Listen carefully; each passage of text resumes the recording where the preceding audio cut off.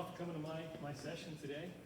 Again, my name is Aaron Foster. I'm the district supervisor for the Weed and Pest. How are you? Actually, celebrating my 10-year anniversary as the district supervisor, believe it or not. So hopefully my face is starting to become a little more familiar. I try to make sure my assistant supervisors are the face in the fields. You might see them more often, or Cody, certifying fields, yeah. So they're a good group. But anyway, thanks. So this morning, my program is going to be focused on kind of 3 different phases. First, I just want to make sure that people are aware of the services and programs that the district offers and is available to you all. And then we've had a couple of pests that people have been calling us about quite a bit. And I thought I'd touch on those, assuming that there might be some interest.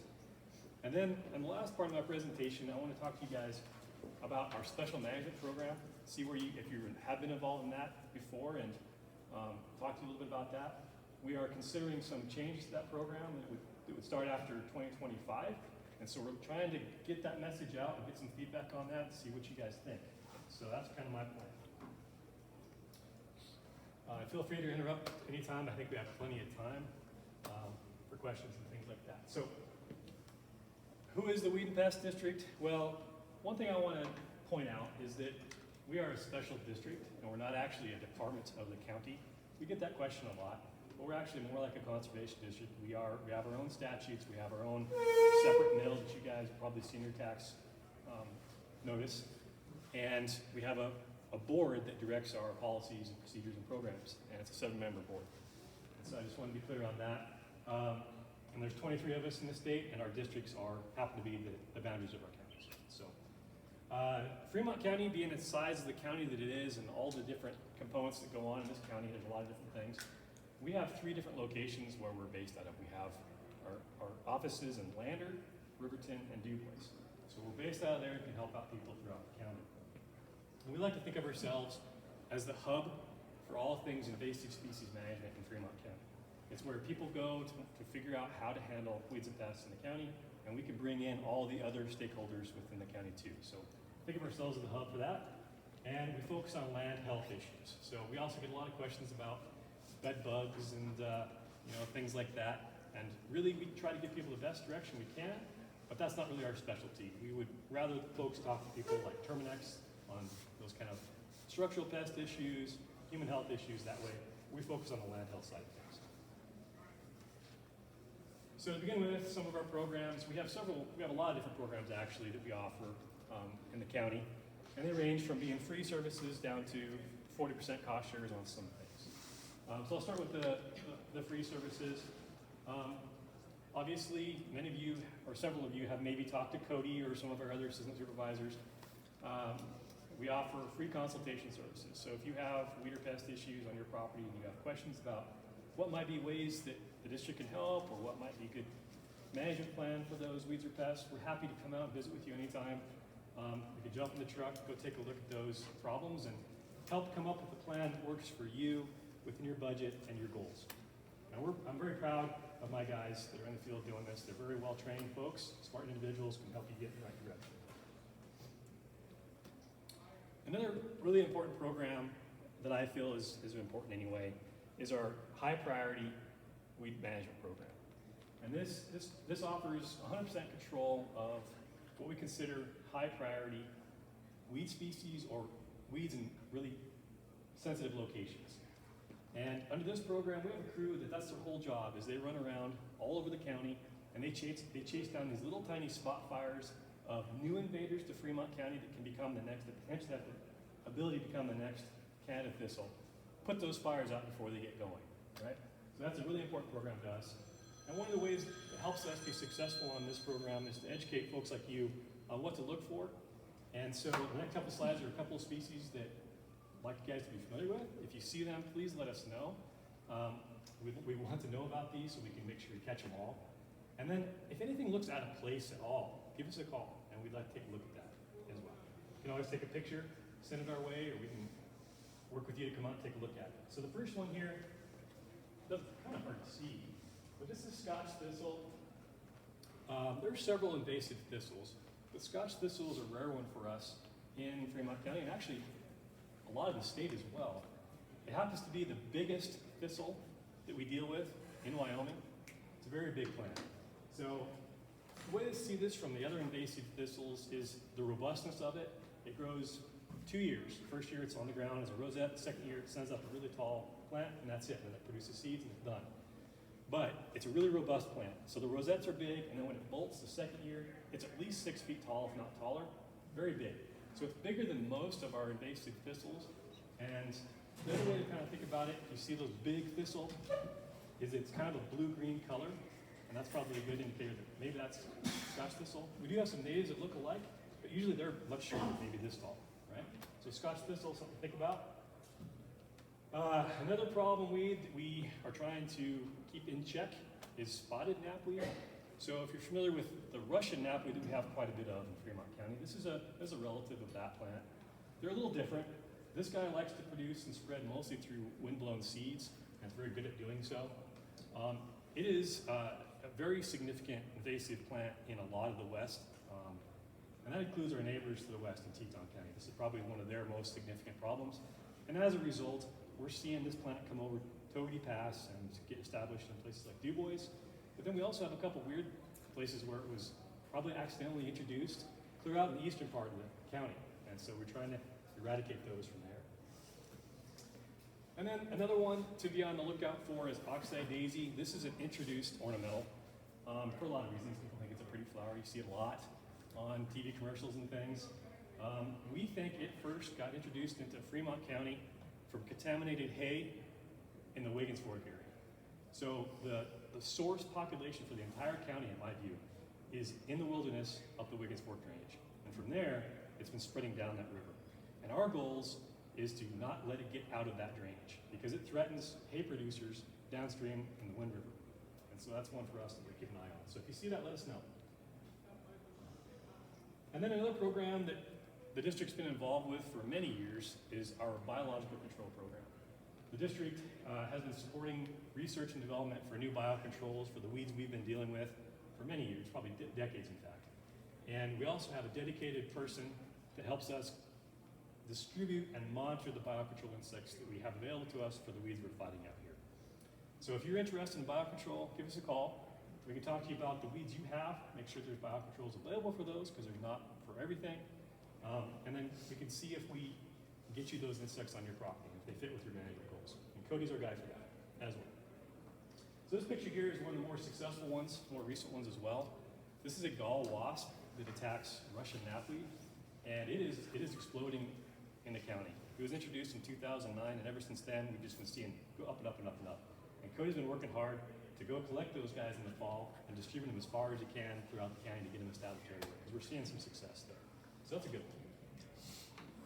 Another free service that we offer, and Cody here is also in charge of this program. It's our hay certification program. And what we do is we offer inspection and certification of hay for the North American weed-free forage standards. And so we're going to be looking at those hay fields to be weed-free of at least 60 different restricted invasive plants that have a problem. It could be a problem in hay fields. Under this program, Cody walks around the fields, the borders, he checks those areas, and he has to look in the field as well. But also a component to this is looking at the storage areas as well. That's part of it. So like the picture here shows that Russian knapweed growing right where that hay is, underneath that hay basically. That would probably force a restriction on certifying the field nearby if that hay was going to be parked there. So just keep that in mind. This program, I'm sorry, I didn't mention. So why is that important? So a lot of hay is restricted on being certified weed-free to go on our federal land and in Teton County. Some producers here sell a lot of hay to Teton County, so that's one reason it's important. But if you're a producer, it helps with the marketability of your hay. And if you're a buyer of hay, it helps to ensure that, or at least helps reduce the risk of introducing something new to your property that's going to cost you money down the road in control. So that's the way I like to think about it. And for both the producers and the consumers of this hay, it's a good way to help slow the spread of invasive species. A foundation service that we offer is our 40% cost share on pesticides for the control and management of noxious weeds and pests. You can buy these products from us at all three of our locations, our warehouses in Lander, Riverton and Du Bois and get that cost share applied there. And we have a lot of different things that work specifically on these noxious weeds and pests that help you out. We also offer during the winter months a 40% cost share on herbicide and labor for Russian olive and salt cedar control. So if you have some of these trees that are causing problems for you, you can talk to us, and we have a tree shear on a skid steer that helps for some of the larger projects, and we also have a chainsaw for some of the more of the delicate kind of work. And we do offer this in the winter where we can. In the summertime and throughout the year, you're eligible for the 40% cost share for herbicide, should you want to do it on your own, anytime of the year. Excuse me, ma'am. Yeah. Is that, back to that last one, now, is that a Russian olive that's painted on the bottom there? I don't think it's a Russian olive. Okay, so Yeah. how are you doing your Russian olives? You gotta cut them and then paint them? Okay, so it depends on the size of your tree, right? So if you've got big, tall Russian olive trees that are bigger than 6 inches in diameter, the best practice is to whack them off pretty close to the ground. And then this best in the wintertime too, or late summer throughout the winter. The spring is not a good time to do it because it's pushing water up. Right. But anytime after that's okay. Cut it off and then immediately treat the very outside edge of that cut surface with a mixture of triclopyr and an oil. And that helps reduce the amount of leaf sprouts that come back up. So that's the one for the big trees. If you got trees that are smaller than let's say 6 inches in diameter, the recommended practice there, you can cut them off if you want to get them out of the way. But if you're in a hurry and you want to move on, don't have the equipment, you can actually spray, like this picture shows here, that same mixture, you can spray from the ground surface about 18, 20 inches up the plant, all the way around the tree, and that will soak in and kill the tree as well, and help reduce it from resprouting and give you some control there. The little ones you can just spray. Not recommended to pull the smaller Russian olives? So we don't really recommend that for a couple of reasons. Usually there's no surface to put herbicide in, and so you get a lot of resprouts from those roots. And then also, it increases the disturbance. So if you rip it out of the ground, you have to deal with what happened there. And a lot of times, like Russian knapweed or something will come in and you have to deal with that then. So we don't, some people like to do that and we don't discourage that. It's just not something that we practice ourselves and recommend this way. Does that make sense? So there's a chemical, or I'm guessing, and maybe it was a lucky thing. A couple of years ago, I don't know if it was you or Midvale did it, but in the canals and the laterals, Midvale started getting a whole lot of Russian olive. And there was some stuff that they couldn't reach with anything, and they sprayed kind of later in the summer, if I recollect. And I figured that wasn't going to do anything. It turned up dead. Do you know what that was? It was probably the triclopyr I was telling you about, so it's probably called Remedy is the trade name for it. And then we probably mixed it with methylated seed oil. And that might have been we also have done a hack and squirt method, that we call it. And so you go around and you cut the bark around the plant and then you treat that spot. No, this was, Okay, yeah. somebody would have been washed down the canal. Oh, okay. So it probably was us. I'm not sure. And we probably, if that was the case, then we probably just Well, did I know that you biz bark. do a lot of still main deals, but this was later in the year, and I wasn't sure if it was their deal, but I'm sure you Okay. guys provided the chemical. Yeah, we do provide the chemical form, and we have done some Russian olive work for Midvale as well, so Okay. I'm not Well, positive. they could have been. Okay. Anything else? Mansfield's death on willows and Russian olives. Banville? Okay, yeah.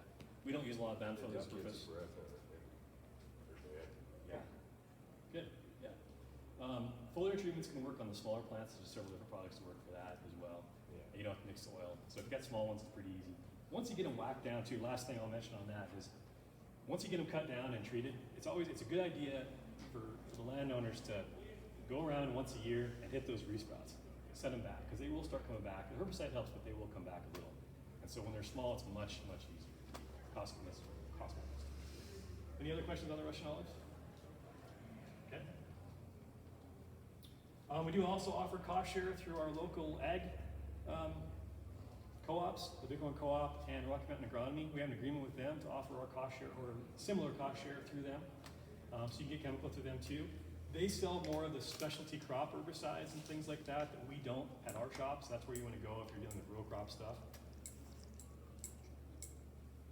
And then we have our special management program, which offers an additional cost share for Russian knapweed and leafy spurge. You have to be an enrolled landowner in this program, but anybody in the county is eligible for it as long as you have one of these two species or both, and it then entitles you to an 80% cost share on chemical and an 80% cost share on labor. Although the labor one is, stretching our services, and so if you can do it yourself, we encourage that. I'll get to that a little bit more specifically later. On the leafy spurt, we're gonna talk about that later. Yeah. Okay, all right. More detail, yeah. And then we have a lot of other services as well. We spray and out of our budget, control all the noxious weeds on the county road right-of-ways. We have cooperative projects with irrigation companies, ditch companies, and the weed management associations where they may be impacting multiple landowners, and we help cooperate and coordinate those projects. We offer outreach and education programs, things like Farmer Ranch Days we try to attend and provide our information out there. We have educational materials that you guys are welcome to look at and share if you have places you need to. We're also willing to talk to your employees, any situation where you want to share the message. Maybe you have some cowboys helping you out, we can show some weed ID to help catch that spotted knapweed. We'd be happy to come talk to them. And then we offer weed ID training and an applicator training. So tomorrow, you can participate in the pesticide applicator training and get what you need to be a licensed pesticide applicator, which allows you to purchase restricted use chemicals. So think about that tomorrow if you're around. And then a service that we don't get a lot of requests for, but I think it's a really valuable one, is helping folks calibrate their spray equipment. A lot of times folks don't like to calibrate their spray equipment, they want to know how much to put in the tank. Well, unfortunately, that's not how the labels work. We're willing to come out to your property and look at your sprayer, work with you on getting that thing calibrated so you're spraying accurately and effectively. Did you have a question? Do you offer any spray tips or jets for? We don't really carry anything like You that. don't carry anything like Yeah. that? We can give you some ideas. Most of our stuff is kind of focused on rangeland situations and non-crop. So we have like boomless nozzles and things like that. That's what I'm looking for, is the boomless nozzles. We can give you that recommendation, yeah. Do you know what those numbers are on those? 140s what we use, but you can just call one of the shops, call the ladder shop, that's me. I can give you the phone number for the outfit we're ordering from and what the part number is. Okay. Yeah. Yeah. What we wouldn't be able to help out with much would be like row crop sprayers, that'd be more specific. Can you give me an update on two things, Mormon crickets for this year Yeah. and grasshoppers? Absolutely, I'm gonna get to that in just a moment, as a matter of fact, so be patient. We'll get there. So last couple of things on the other services is project coordination. So we've done some things where we put together all the different stakeholders in an area and help them coordinate treatments, such as aerial treatments and horseback work and things like that. And a lot of times when we do that, we can also help apply for grants that might help the cost of it too. So if you have something like that going on, let us know. Another example of that would be working with the NRCS. They have some different programs to offer some cost share for folks. And we've tied in with that too to help out, help stretch those services, help get the applicators here and just put it all together. Good examples of that lately have been some cheatgrass management projects where the private landowner wants to do some work, their equip program offers some cost share, we have some cost shares, and then we can also get the federal and state agencies involved too, and maybe put some grants towards that. So we do offer that. And then we have cooperative agreements with all of our federal and state partners where we help them with their weed management. So any more questions on our services at this point? And the next slide will be Mormon crickets. So as the gentleman mentioned, Mormon crickets last year were on the rise, particularly in the Limestone Mountain area. At least that's where we saw them. We also saw a few in the areas west of Fort Washakie, but those numbers were not significant yet. But Limestone had a lot. If you drove that Limestone road last summer, you probably saw those guys banding across that road in high numbers. And at this point, we're not too concerned with those Mormon crickets in that area because they prefer, when they band up where they cause problems, is attacking crops like alfalfa and broadleaf things. And there isn't a lot of that in that area. So we're keeping an eye on it. On the federal lands, it would fall under the USDA APHIS program, and they're not too concerned with it yet either because it's not potentially an impact on ag. We're definitely keeping an eye on it. If you are a landowner in that limestone area and they're affecting you up there, there's not a lot you can do to stop those bands from coming through your property without something more widespread. But what you can do is potentially use some preventative fencing around your high value, like gardens or your trees, things like that, things that the Mormon crickets might want to munch on and cause problems. And what we'd recommend is a slick surface, like a plastic sheeting. It needs to be about 2 feet tall, because they don't jump very high. If you watch them, they kind of tumble around, they're kind of goofy little things. And so they can't climb up those slick surfaces. So you could stake down some plastic sheeting about 2 feet around like a garden or whatever, and that'll help slow them down from coming through there, make them go around it, and that can help. But you want to make sure it's all the way to the ground too, so they can't crawl underneath it. So you might have to move some vegetation out of the way, or even put some dirt up against it, things like that. But that's one way to kind of help prevent them. Beyond that, we do have some insecticide that can work against these guys. We have a carbaryl bait, same thing for grasshoppers, and a carbaryl spray that can kill them. The bait works okay because you could bait the grasshoppers, and then when they like to eat each other, they're cannibalistic, and so they eat each other. What they're looking for is that protein. They're running out of that resource, so they start eating each other, and that actually contributes to why they band and move as well. They're trying to run away from each other, to be honest. But anyway, when they eat that carbaryl bait, then the ones that have eaten it become poisonous to the ones that eat them, so that helps control. But when they're banded up and they're moving in big numbers like that, putting some bait around your property is not going to help a whole lot, unfortunately. And that's the reality of it. Now, if these guys start heading towards some of our cropland country around here, then it'll become a bigger issue and we'll get involved more. Does that answer what you're looking for Mormon crickets? Unfortunately, I hope they start going down. They've increased the last couple of years up there. Maybe it was enough this year that they starved and they're going to go down. How far west of Fort Washington are they? In the foothills there, where we saw them most. Where were you seeing them, Cody?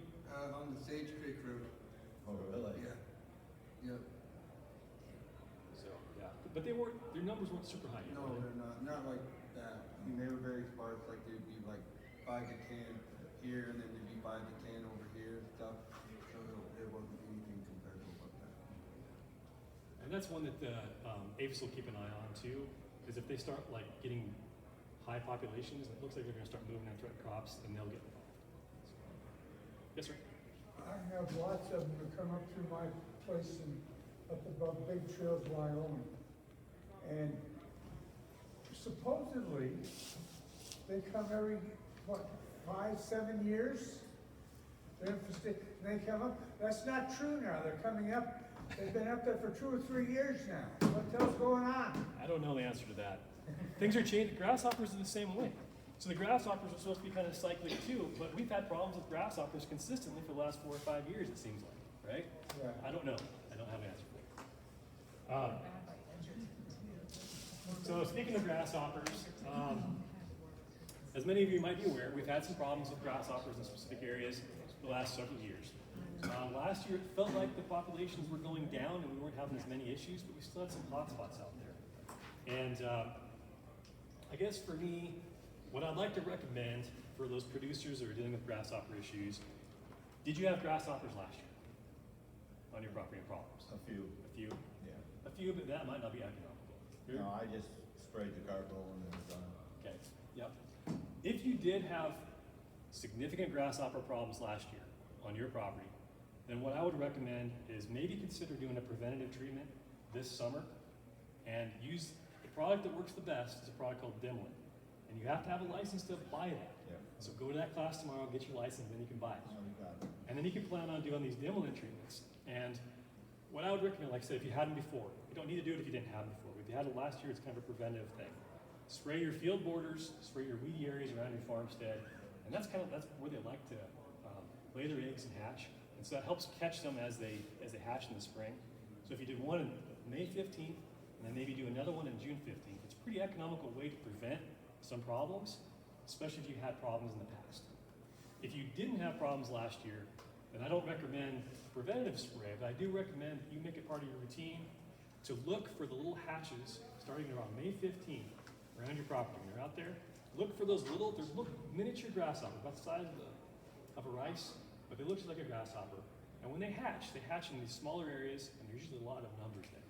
And that's a great time. First, they're vulnerable to insecticide then. It's easier to kill them. And also, they're concentrated in those small areas, so you can do some more bang for your buck. They don't fly, so they can't get too far real quick, And so you can get them controlled right there before they spread out into the crops. That's one way to help.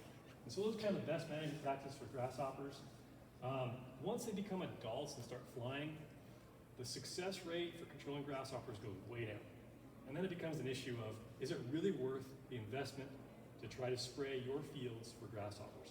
Because they'll move in from the outside. A lot of times it doesn't really equate. And so that's what we've been noticing. If you're a small acreage landowner, you're surrounded by croplands, and they have big numbers, there's not a whole lot you can do. You can do some high-value preventative sprays, maybe in trying to keep your trees from getting defoliated. That's going to require pretty routine treatments.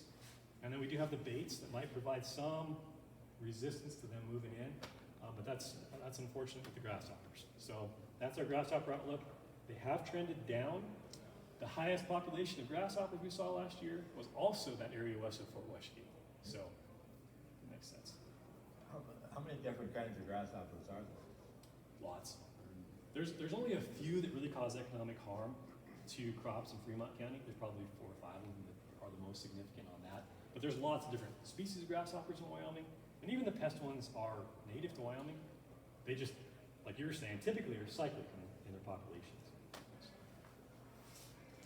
Yes, sir? Well, one of the things I experienced with them at my place, and they were there in large numbers. You just wait a couple days, they're gone. Yeah. They're heading on, they're not staying there. That's good for you, probably bad for the neighbors, maybe. Now, if you have high populations last year, let us know. Cody would like to know where those are, and he can come do some surveys next spring and keep track of them, help keep track of them around there. So, Well, see, this is not in Fremont, it's in Washington County. oh, okay, gotcha. Yep. But Okay. thank you, I'll keep that in mind. I don't remember any here, but there are very few. Sure. Okay.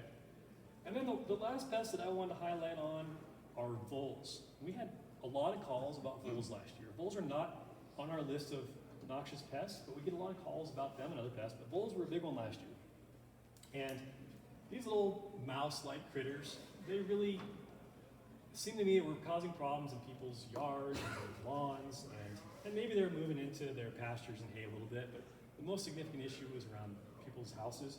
And the reason why is because when they get high populations, they can actually girdle your trees and kill them. Yeah. So they'll munch on the outside edge of your tree, under the surface, and then kill your tree. So people were having complaints about that, wanting to know what to do.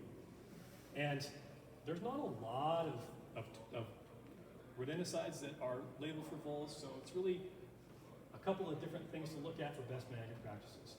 The first is to make sure to reduce the habitat that voles like. You know, they're looking for cover.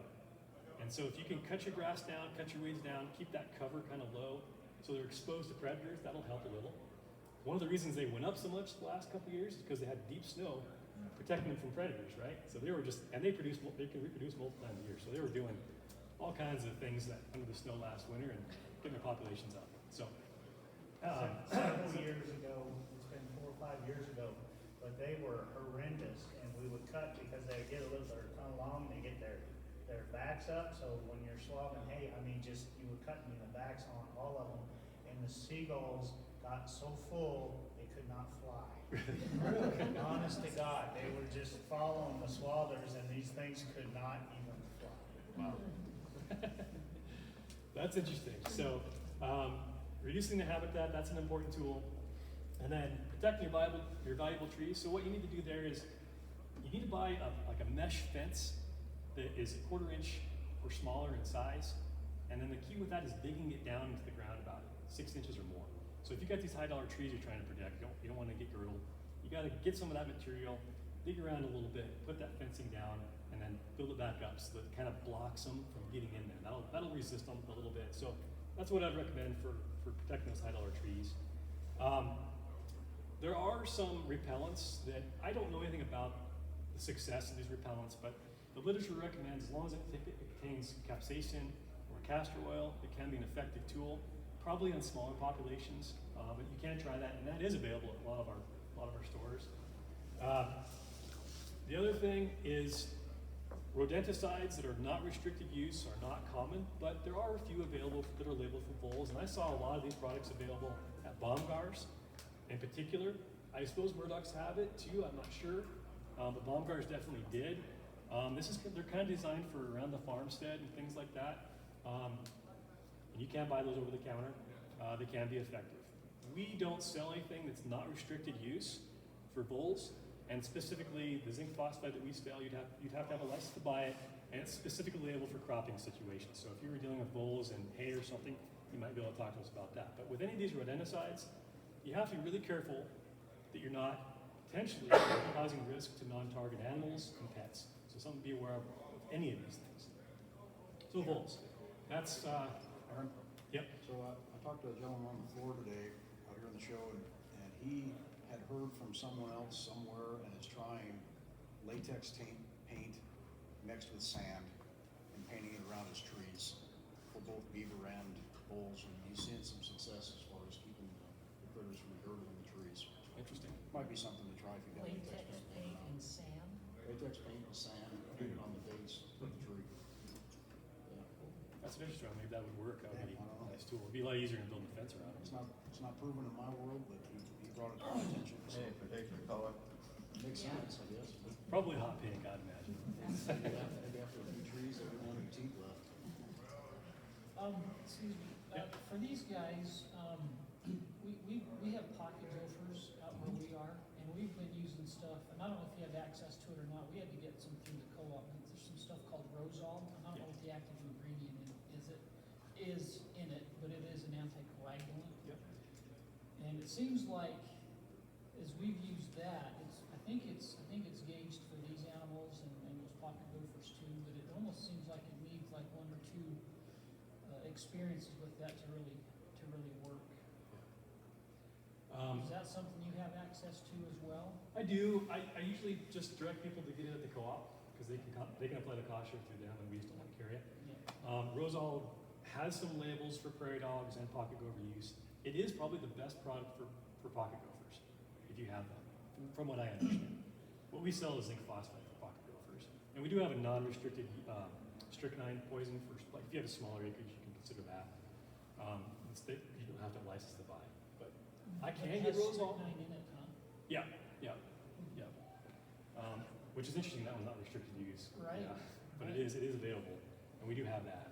Because we heard that they were producing some strychnine available things like Rosol, and that's why I wanted to come and get my applicator's license tomorrow so I can actually get that and try the strychnine in conjunction or instead of this Rosol, see if we get a better kill on those, right? Understand the strychnine's more of a one shot time, and once they take that, they're dead, where the Rosol's more like a one or a two type. Yeah, and it may take some, is it in the field situation where you're using Yes. Rosol? The other thing that's really important with that is, and that's one of the reasons we don't sell it, is that you have to get it into their runners pretty well. Right. They have a machine you can. Yeah, rent. we have one of You those, do? that's what we've been using. Okay. Yeah. Really important to get it right in that zone of where they're tunneling and drop it in there. Yeah. The strychnine, I don't know how successful the strychnine is in comparison to Rosol, to be honest with you. Right, that's what we're gonna try, Yeah. because we heard this just new, so we're gonna try to get some, I think I've got some coming with Tyler from the co-op, we're gonna probably try that out this next spring, as soon as the frost leaves, and Okay. gonna put in our burrow builder and see how it works. Yeah, okay. Yeah, if you have any questions, we can try to help you out, but if Big Co-op has it, we're gonna push you there anyway, so that's good to know. And the strychnine, the small acreage stuff that we have, it's in a small container for small acreage landowners, and that's one of the reasons why it's restricted use. So you start getting into the bigger stuff for your ag setting, that's probably why it's wanting you to have a license to buy it. Sure, but you do have stuff that isn't restricted with strychnine in it, so We we do. can use that around their homes and stuff. Yep. Okay. Yep. And we have smoke bombs as well. Smoke bombs are not gonna work for voles because they create a lot of these runners where the smoke would just dissipate. But if you're dealing with pocket gophers where they're under the ground, we have smoke bombs with gas cartridges that work for that. So, Now, on those voles, if you poison them, what's gonna happen to anything that eats them? it could poison them too. And that's an important factor. That's one of the reasons why it's restricted use a lot of times, is for protecting those non-target animals. If they're under the ground, they're probably pretty Yeah. safe. Some of these products will make you walk around afterwards and clean up any of their carcasses and remove them from the site, because it can poison Yeah. birds and other things. Will they? Yeah. So, yep. Any more questions on specific pests or weeds? Okay. In the last little time I have here, want to talk to you specifically about our special management program. Sorry, did you have something?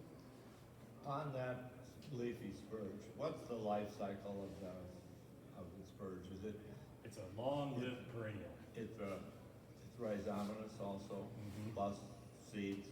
Yeah. Okay, so you could control it, you probably never can eradicate it. You could eradicate it if you had like one or two small little patches of it, and you kept What on do you it. consider small? Yeah, it'd be pretty small. Less than 2 acres? You're probably starting to even at that point get to the point where it's not going to be eradicatable, but you can contain it. Can At that contain point. it. Yeah. Okay, so if it's contained, if livestock get in there, they're gonna spread it. They can. So if they eat it and they pass that seed Yeah. through, or if the seed gets caught in their fur and you move them from one, let's say one allotment to another, they can definitely spread it. So if you have a place where your cattle are going, you know it doesn't have leafy spurge, that's something to think about. That's For sure. what- Now, when do you recommend spraying the spurge the first time? Like this spring? It depends on the products you choose and the site that you're dealing with. But a June 15th treatment is really good for that active growing products. You know, the weed masters that we sell a lot of, we're kind of suggesting a new product now called Quinstar that works good in the springtime when they're blooming. And then another great time is in the fall. And that Quinstar is a good product then too, but then we have another product that's more specific to fall treatments and rangeland settings, not crop settings. And it works pretty good in the fall. You treat that fall plants and then you won't see a lot of problems the next season. So, when do those seeds germinate generally? Probably early in the spring. Spring here can be. So can you go out there and actually look and see the small plants and spray at that time when they're tiny? You know, you probably could, but it's gonna be hard to distinguish the new growth from just plants that are coming back from the previous year. And the best timing is to get it when it's in full bloom. Anything before that, success goes down. Spurge is really a bear. It's a tough plant. And so that timing is pretty important to get effective control, and even that might give you control for a season or a year, and then it comes right back, because it's got a really tough root system on it. So if you're trying to control the first year plants, and you've got plants already there, it's gonna be hard to see that. I would wait till it was obvious, where you've got some that are in bloom, and then go target them.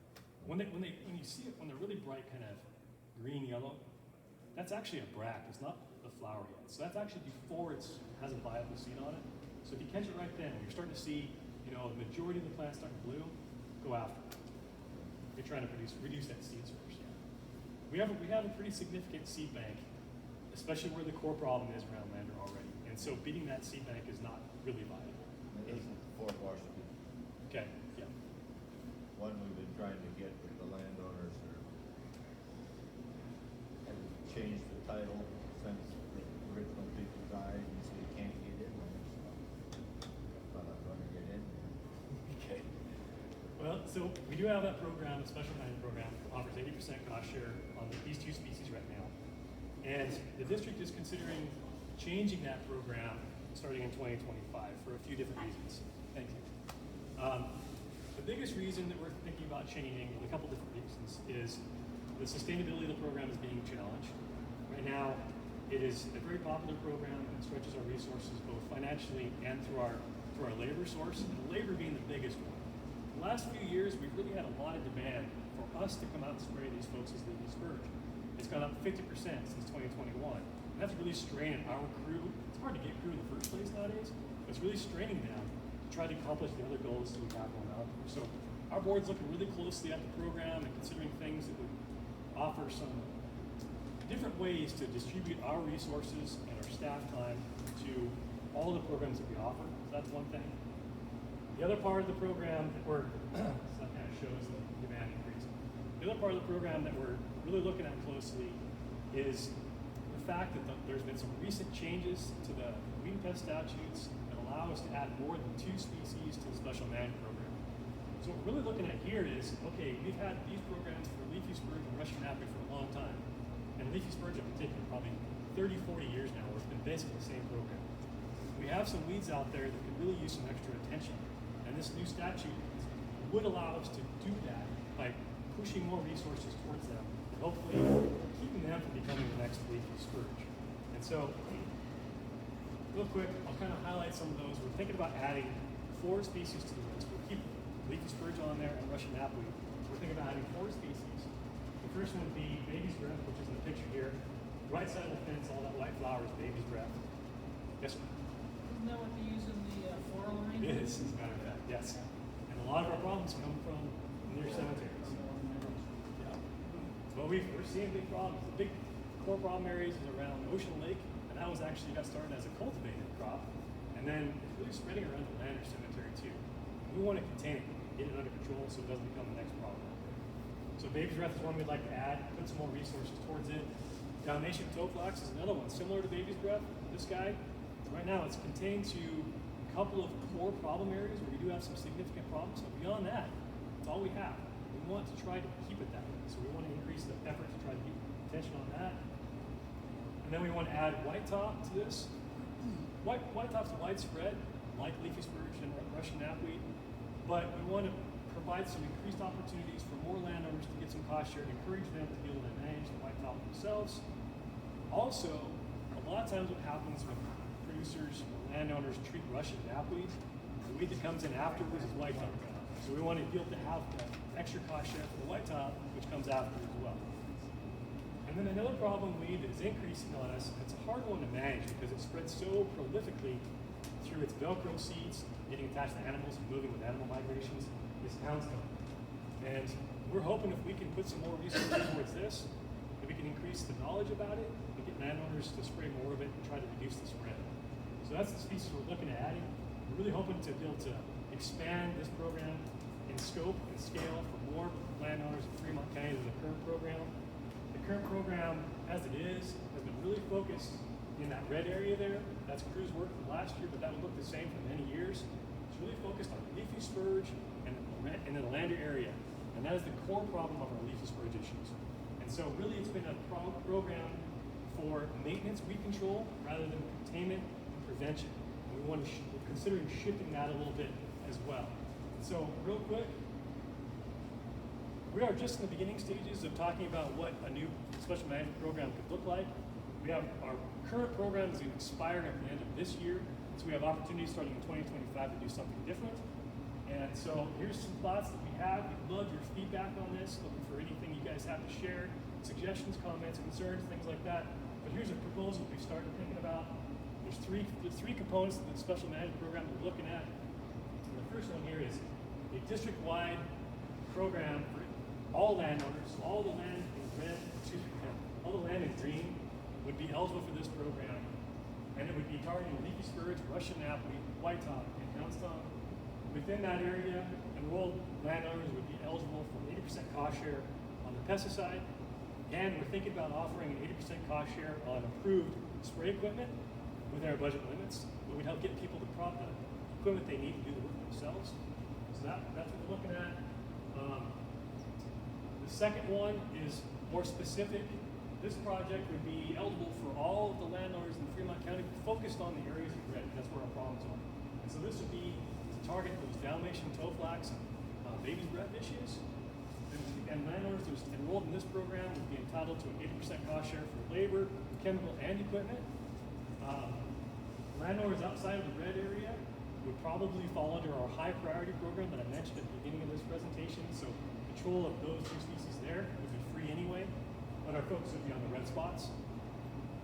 And then the last component is a really focused weed management zone for leafy spurge, Russian knapweed, and white top in the 3 areas that are kind of dark green there. So it'd be the Badwater area, the Sweetwater area, and then the Beaver Creek area.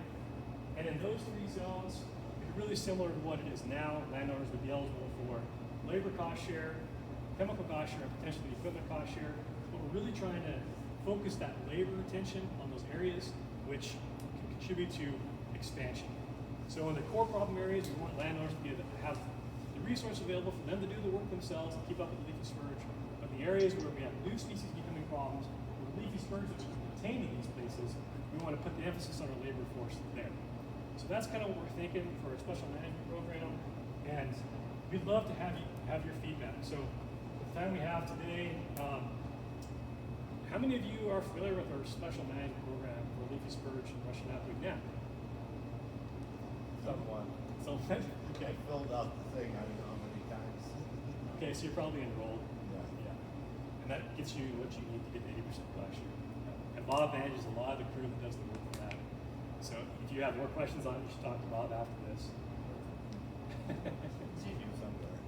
Later. Oh, okay, good. Nobody else has heard about it? Too much? Okay. Well, if you guys are dealing with, right now, this summer, if you guys are dealing with Russian knapweed or leafy spurge, talk to us. We can potentially get you guys enrolled in the special management program.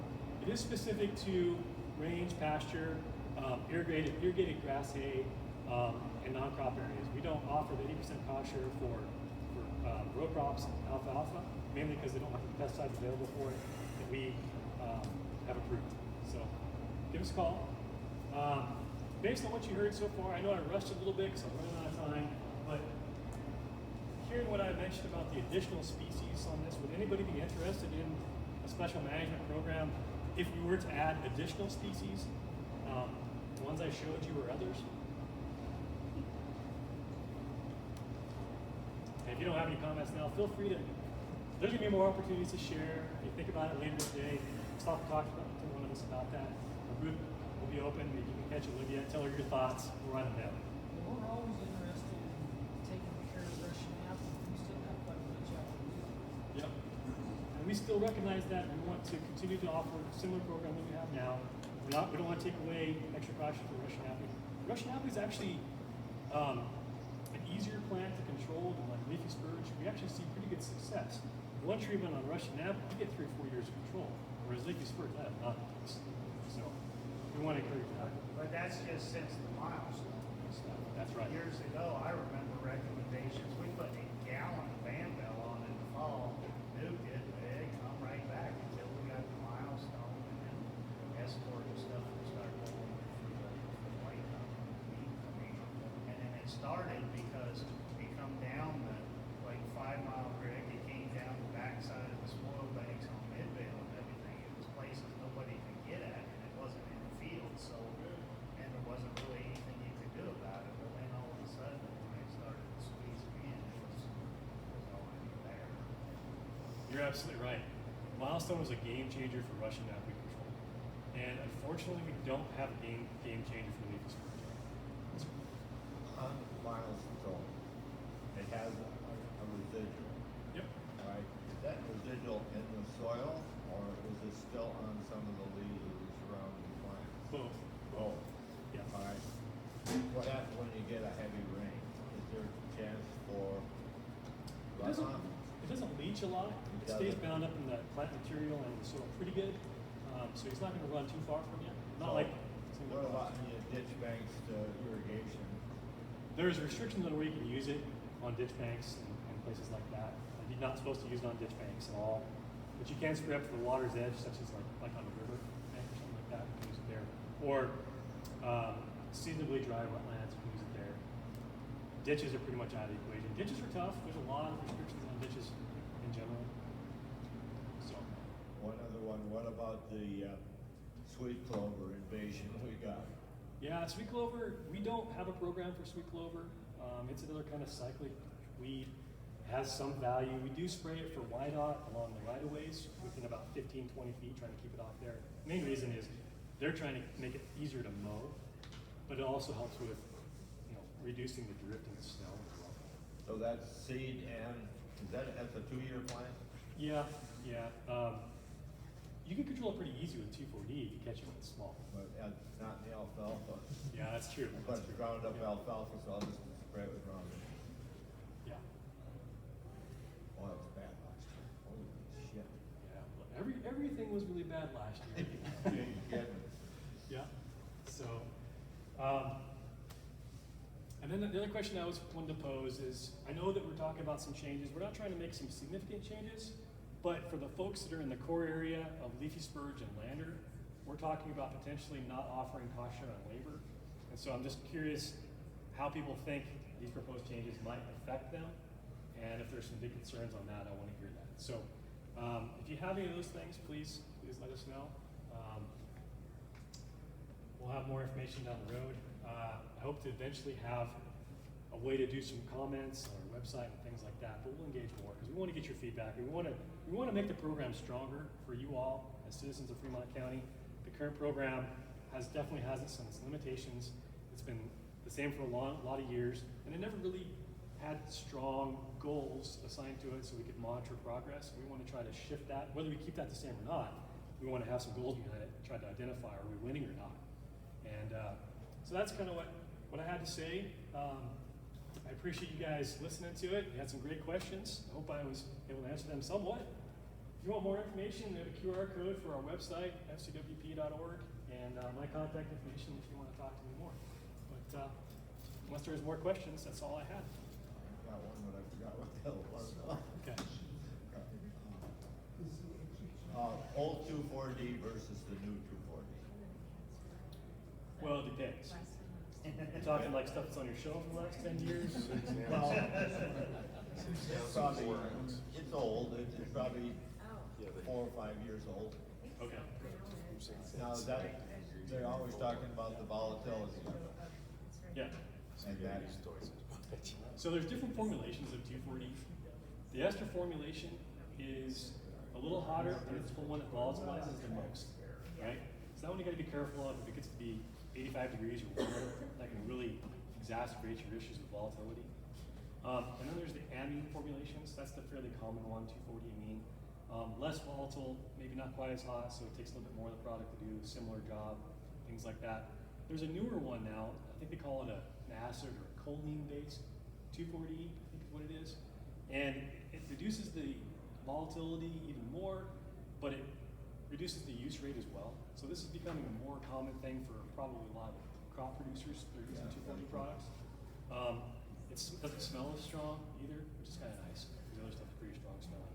But it helps with the smell and it helps with volatility. And I think it's designed to be a little bit more effective at lower use rates as well. And that's the three main 2,4-Ds that I'm and you do have the latest one? I don't sell any of that. You can get it from the co-op. Oh, okay, so you don't have any 2,4-D? I have the regular, I sell the 2,4-D amine. Oh, And really what we're selling that for is people dealing with the ditch bank situation because it has an aquatic label. And then in some places, it's the only thing we can really use for leafy spurge. But we do sell that. If you're looking for something more like the choline version or the acid yeah, version, they call it. it's next to alfalfa fields and. I would definitely talk to Rocky Mountain Agronomy or Bigger Yeah. Crop, whoever you deal with. They Yeah. probably have something like that. I know that some of the cost shares, we cost share through them, have that new formulation of the 2,4-D mixed in for different reasons, for different crops, things like that. All right, thank you. Yeah. Thanks.